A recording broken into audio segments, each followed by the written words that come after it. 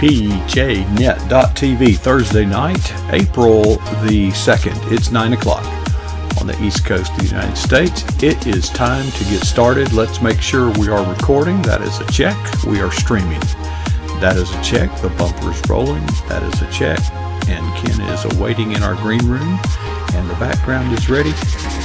All systems are go. We'll switch to Studio 6 in 5, 4, 3, 2, 1. Well, welcome to PJNet.TV. It is, I'm your host, Coach Prasick. I'm glad you're here. You didn't come here to see me. Folks, we are honored. We've got the first of two wonderful guests tonight, and we're going to start out. It's the first Thursday of the month, and that is the appointed time that we set aside for Kenn Edwards. And Ken is a little nervous tonight. I'll let you in on that because the promo video was so effusive that he feels that that it would take a champion to live up to that. But Ken, I was really being quite serious. Have you given any thought to the idea that we're kind of getting a glimpse of retirement here? Well, I have, because we get into a situation to where everybody stays home. The older we get, the more likely we are to sit at home and watch TV or do a little yard work and not get out and get around people as much as possible. And so this in one way is a little taste of retirement. And what you do with your retirement planning plays a big role in whether you watch TV all day or whether you have the opportunity to go to grandmother's house over the river and through the woods. Well, the hard thing I'm finding about this is I'm having to spend time with myself. Actually, that's not all bad. We need to also spend some time with God.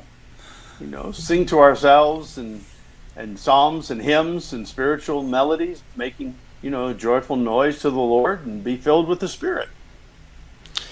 Well, I am not expert on these things, but this is also a time that people are probably concerned about, the plans they have made are going up in flames. Is it a good idea right now to look at your 401k? Well, it's a good idea to look at it, but not too long or hard.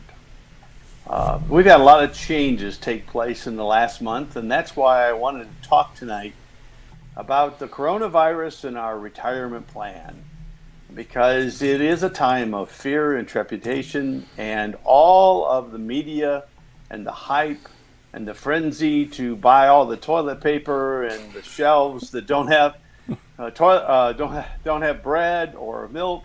All of those things lead to all the hysteria. And it's time that we really sit back and realize that God is still in control. So I got a couple things I want to share with us tonight that hopefully will help us to be better prepared and hopefully to navigate these uncharted waters a little bit more. So I guess I'll just start with my first of the three things I wanted to share tonight, if that's all right with you, Coach. Yeah, buy stock in Charmin, is that? Hey, that's a great idea. Actually, no, I'm not going to give a lot of buying and selling information. Anything that you do here tonight, let me put in a disclaimer and say, be sure to talk to your own financial advisor and do your own research, because it is a type of a thing that I've actually been out of the retirement planning business for 11 years, working in the nonprofit realm. So a lot of these things are experience-based, but I don't have all the keen insights like I would have when I was working for American Express or wealth management at the bank or those types of things. So hopefully this will give us some... Today I talk a lot about stewardship and the importance of stewardship. And remember, a few months ago, we talked about stewardship without talking about giving, or at least I tried to. So, and in that session, we talked about how that stewardship in the New Testament is really defined as being a manager. Manager, foreman, governor, administrator. Doesn't talk about ownership, doesn't talk about giving, but it really talks about managing all the things that God has put into our hands. So at a time like this, we need to practice some good stewardship with our emotions and learn to manage our emotions. You hear everything from people saying, oh, I got to sell everything I've got now, to other people that'll say, this is the greatest buying opportunity in the decade. And I would actually lean towards the latter. That if you had money on the side, not your emergency savings, not money that you need to live on, I'll give you a good example. About 10 days ago, in my retirement plan, in my Roth IRA, I had about $7,000 sitting in cash. So I took a bold step and sold a little bit of something else and ended up putting a little bit of money into Southwest Airlines because the airlines have been so beaten down. Now it's been beaten down some more since then. But since it's at a low point, if you have money sitting on the sideline, again, not your savings, not your emergency fund, but if you have money that's earmarked for investments, now would be a very critical time to look and talk to a financial advisor and really come up with some good game plan. So the first thing I want you to do is learn to steward your emotion. Too often what we hear is people get into a situation and they start panicking after their 401k is dropped by 20%, and that's when they sell. And that's actually the worst time to sell. You know, about a month ago, I actually had that glimmering thought. Oh no, the stock market's down 700 points today, the first big daily drop. And I thought, should I sell some stuff? And I didn't. Now, if I had have sold some things, it probably would have been a good time. But the problem with selling is you never know when to buy.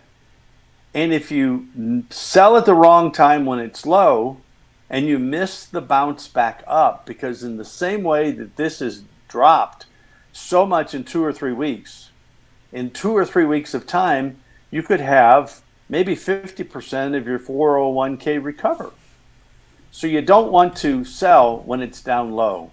You want to, if you're still invested at that point, you want to ride it out, and you want to take in, hopefully get some of that bounce back. And another tip that I'll share, I haven't done it this time, but I did it in 2007 during the beginning of the last crunch, is I had about $30,000 in one IRA, traditional IRA, and I converted it. I was working in the bank in those days, and I actually was my own financial advisor, and I actually did the paperwork to convert a traditional IRA, or part of one, to a Roth IRA. The advantage of that was I paid the tax on the $30,000, and over the next 10 years, that money tripled. And once it was in there over 5 years, it became 100% tax-free money. So it not only was a good investment move, but it was also a good tax strategy. So if you're sitting on the sidelines now thinking about something like this, the first thing you need to do is talk to your financial advisor and get some good advice for your situation. But it might be some time to readjust your portfolio, rebalance things so that you're prepared to catch some of the upswing, hopefully, when this thing settles down and goes forward. Many people feel like we are kind of at the bottom right now. Anybody knows what can happen in the future if things continue to be unpredictable with the coronavirus, but we probably are towards the bottom of the market, so it'd be a good time to reevaluate and be prepared as you move forward. I had a question, Ken. All right. Today, I've given this some thought. I've actually wrestled with this concept for years because I have been, preaching the gospel of online ministry. And one of the things that stands in the way, I'll just be very candid, is when you're in a traditional worship service and you're in a pew, there is a time of that service called the offering. And that offering plate is passed around, and you've got to put that offering plate is going to be in your hand, and you are forced to make a decision. But you will touch the plate, or at least in most congregations that I'm aware of. Most today, yes. In an online church, you can't pass the plate. So my wife was actually speaking with a friend of hers, and her friend, who has left the church, basically, says churches are just going to fold because the offerings just aren't there anymore. My wife said, "Well, we've got online giving." So, what do you forecast as the financial impact on churches if we stay in this mode of online only? What are the challenges? What are the opportunities? Well, the challenges would be greatly enhanced or greatly amplified if this thing goes on for a period of time. If it goes a couple of months and starts settling down and life returns to a little more to the normal by the 1st of May, I think what you're going to find is there'll be some impact, but you're going to find your traditional givers will continue to give. After all, 80% or more of the income comes from a small percent, maybe 20% or less of the people in the church. The 80-20 rule was always in effect. Pretty much. In fact, it's a little more significant in a church because in reality, when you look at the true tither, it's probably less than 10% of the church population. Now, I tend to go, we attend a more traditional or more we attend a more contemporary church. Had to get my words right. So we attend a much more contemporary church, and in our campus, our senior pastor tells us that 70% of the giving now comes through online giving. Either the push pay where they text to give, or the systematic giving where they set it up and it automatically comes out of your account or hits a credit card. So more and more we see the larger churches, the people have transitioned to online giving. So my thought on that process would be that the more traditional church may be impacted a little bit more, but the churches that have a technology-friendly body is much more inclined to see giving continue. So if you're a traditional church out there, can you quickly tool up? And would that be a good idea? Because the offering plate is definitely not going to get passed until the month of May. That's going to hurt. It is. There are a number of sources that can be used for online giving and be ramped up pretty quick. The challenge is going to be the acceptability by the congregation. So you will have those that will naturally, jump to it really quick. But I would venture to say in a lot of the smaller traditional churches, you're still going to have people that will drop a check off by the church office or the pastor's house during the week, because people are just know that is God's money and that they are programmed that this comes off first, and we want to be able to give it to the Lord just as quickly as possible. Okay, so my hope and prayer that it will not have a long-term effect on the church. Okay. I kind of cut you off for your next 2 points. So I have another question for you, but let me let you finish while, I don't want to detour you. You were kind of on a roll there. Okay. Well, the second thing is I wanted to reemphasize that historically the stock market will return. I pulled an article from CNBC.com from just a couple of days ago, and it says only 4 times since the Great Depression has the stock market dropped more than 20%. And yes, this is one of those times. I've got it right here. I can actually pull that up and tell you what the other dates were. In 1974, in 2002, 2009, and of course now. So it's happened more in recent history. But the stock market historically has averaged about 10%. So yes, if you buy or sell at the wrong time, it is very risky and dangerous. But if you're in a well-diversified portfolio, there's a high likelihood, if you're a long-term investor, that the stock market will rebound and that you will be fine going forward. And the third thing that I would say is diversify, diversify, diversify. A good mixture of stocks and bonds.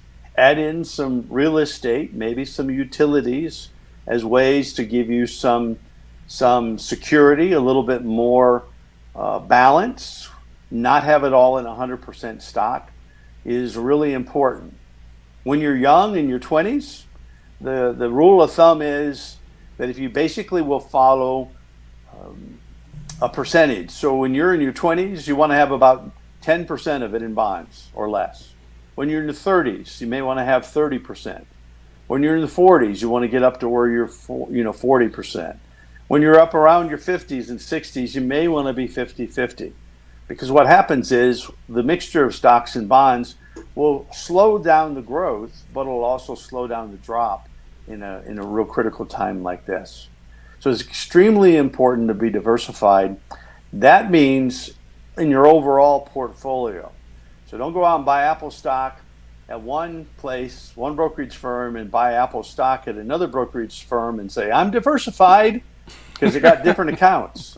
You want to make sure that you work with a financial planner who can run projections and actually analyze things and help you to have a better understanding of how your investments would work during these difficult times and how they might work on upward times. Well said. Yeah. Now you said you had another question? Put me on the spot. And it should work out because we've got about 4 minutes here. Okay. I try to just take the news with a grain of salt, but I couldn't help but notice this incredible claim that I saw today that 3.1 million Americans have applied for unemployment benefits. Now, last I recall, the population was about 330 million. That means 1 out of every 100 men, women, and children, if you in that group, is unemployed. I find that a little hard to believe. Well, you compound that. Last week, it was 6 million new people filed. So in 2 weeks, you had close to 10 million people file for unemployment benefits within 2 weeks. That's 3% of the total United States population, which includes men, women, and children. And when you take out the retired people, when you take out those that are basically not in the workforce because they possibly, survive on government benefits automatically. Or they were already getting unemployment. These are new applications. Yes, these are all brand new applications. That's exactly right. So the participation rate in the workforce typically runs about 67-68%. So if you've got 67-68% of the workforce, and now you've got 10 million that have filed for unemployment in the last 2 weeks, that's a significant number. So the hope is that once this thing settles down, if it does in the next few weeks, then people will start getting their jobs back. It will have some impact. It may have some real negative impact on the GDP the second quarter of the year. But the feeling from most economists is that by the third and fourth quarter of the year, the economy should be back on track. Because before this happened, our economy in the United States was going gangbusters. That's why the stock market has been going so high and the unemployment rate has been so low amongst many, many different groups of people, that for historically, even like teenagers that have a horribly high unemployment rate, up until this time of the coronavirus, unemployment had fallen to record low numbers for many of these working classes of people. And so the thought is that if this thing settles down and we don't have a repeat in a few months or come fall, that it will rebound and that hopefully our 401ks will be back maybe 50-75% of what they were by the end of the year. It won't be overnight, but it does pay to stay invested and to be patient and manage those emotions. Be a good steward and manage those emotions, and don't let the TV drive you insane. I think that's the takeaway tonight. Manage the emotions. I was comparing in my mind, I think we got about a minute left. I know, and you know, Ken, that no bank could survive a run on the bank. Yes. Well, no grocery store can survive a run on toilet paper. That's right. When people start, and I think that this underscores your point very well, Ken. First of all, I'm not even sure that diarrhea is one of the symptoms of this disease. Okay, It's not. I've heard that it isn't, and I'm thinking, what are we doing? I mean, if it were, at least I could say, well, that's just being over prepared. That's not being hysterical. Yeah.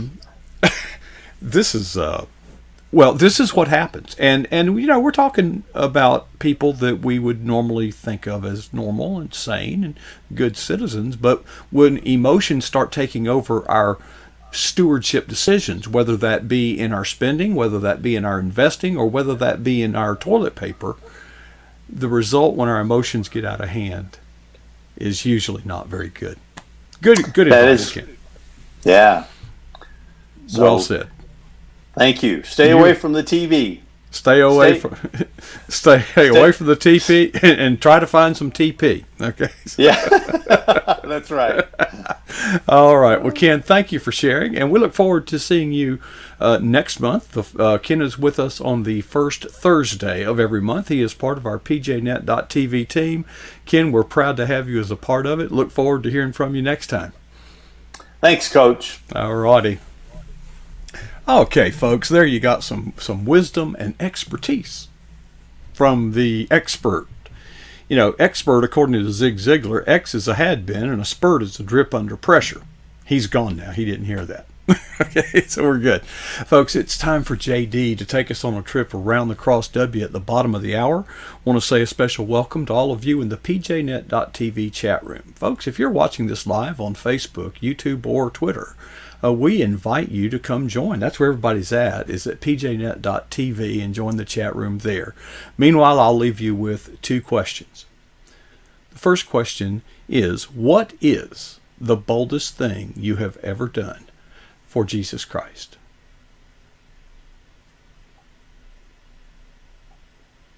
Then question number two, when was that? Folks, it is my challenge to myself, and I hope that you will challenge yourself to never be satisfied with either answer.